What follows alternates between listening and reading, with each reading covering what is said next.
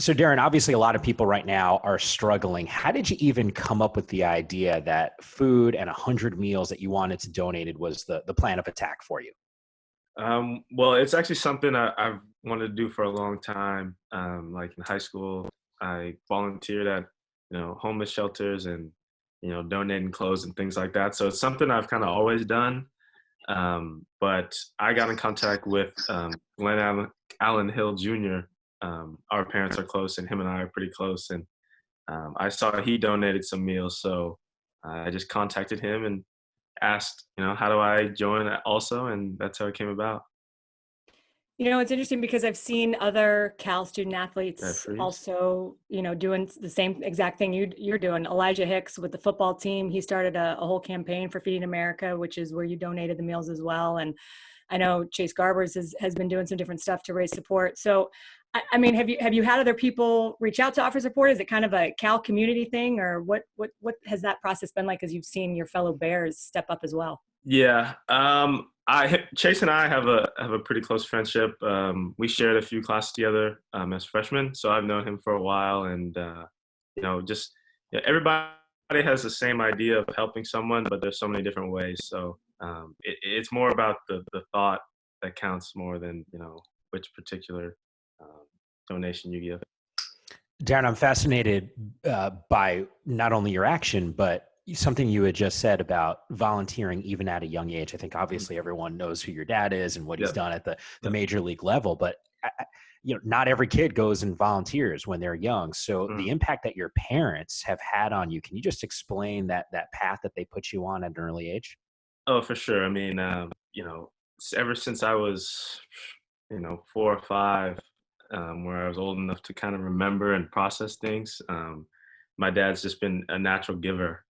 Anybody who really offers a hand, I mean, he's the first one. So it's something they instilled in me, probably, I mean, for years, even before I can remember.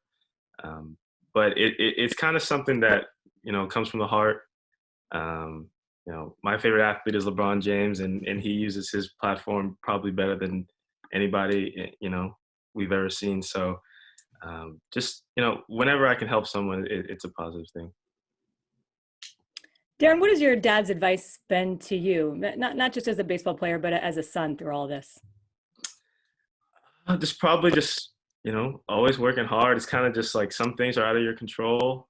Obviously I was pretty disappointed to have my junior season cut short, but it's an unprecedented time right now, and just trying to stay as positive as everybody can and get through this.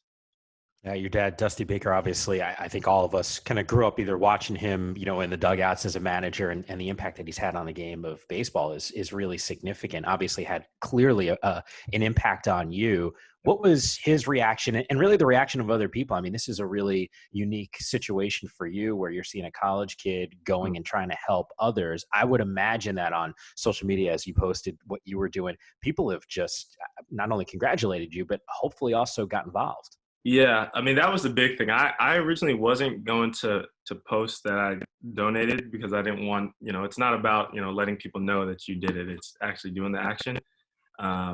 But talking to my parents, and it's also at the same time a good way to raise awareness. To encourage other people to donate. And I know my old teammate Cameron Eden last year. I inspired him to give some meals, and some other people in the Sacramento area. But once again, it's more about the genuine, want to help someone, more than kind of showing it off.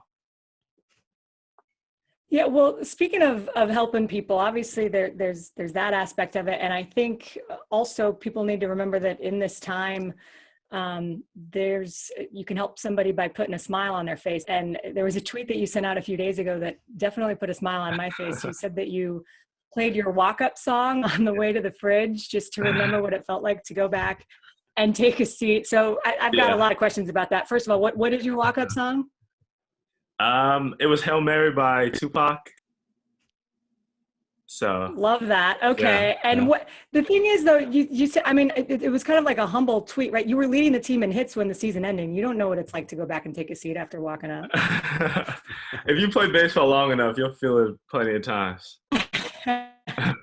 Darren, can I make a suggestion on What is your life next? like right now, Darren? Yeah. Oh man, it feels like I do the same thing at the same time every day. Really, I've been able to hit with my dad. We have lucky enough to have a cage in the backyard, so that's something I like don't take for granted. I mean, with our busy schedules, when I'm playing and he's playing, we don't get a lot of time together in general. So I really enjoy that with my dad, and I don't know, just trying to keep myself as busy as possible. Typical athlete. You got your routine, and it's on the same schedule. We hear that from every athlete in every single sport. Darren, can I make a suggestion for your next walk-up song?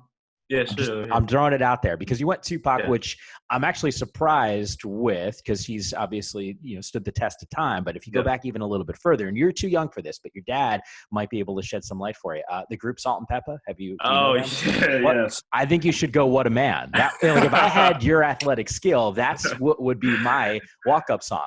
I gotta write it down and keep it in the back of my mind the next time. Oh, and it would make a great fridge walk-up song too. I think there's like some swagger that you could really bring to as you walk to the fridge. So that's a great suggestion, Yammer.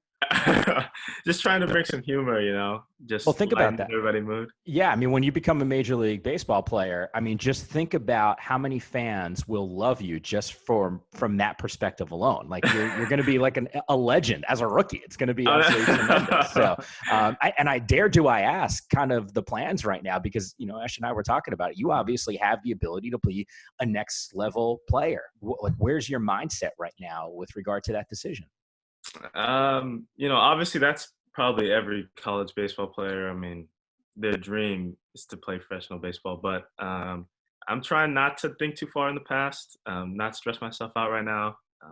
It's kind of a win-win situation regardless. I mean, whether I go back to school or whether I start my professional career, it's kind of just wait and see right now. And there's not really a timeline on that decision, I imagine, for the foreseeable future. Like you've got plenty of time to see how this Major League Baseball season plays out. I think there's a lot up in the air with that. So have you kind of marked when you will need to decide that by? It's hard to say also because there's not a real specific set in stone date for the draft just yet. That's really kind of what a lot of people are waiting on. I've heard some things it could be in June or July. I mean, I think at this point it's kind of just, hopefully the curve on the virus starts to come down and things can get back to normal.